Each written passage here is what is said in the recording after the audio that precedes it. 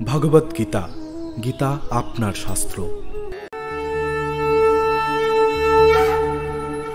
यदि माम प्रतीकारम् अशस्त्रं शस्त्रपाणयः धार्तराष्ट्रारणे हन्युः तन्मे क्षेमतरं भवे। প্রতিরোধ রহিত ও নিরস্ত্র অবস্থায় আমাকে যদি শত্রুধারী ধৃতরাষ্ট্রের পুত্রেরা যুদ্ধে বধ করে তাহলে আমার অধিকতর মঙ্গলই হবে।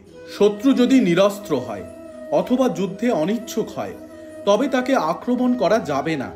কিন্তু অর্জুন স্থির করলেন যে এই রকম বিপজ্জনক অবস্থায় তার শত্রুরা যদি তাকেও আক্রমণ করে তবুও তিনি যুদ্ধ করবেন না। তিনি বিবেচনা করে দেখলেন না শত্রুপক্ষ যুদ্ধ করতে কতটা আগ্রহী ছিল।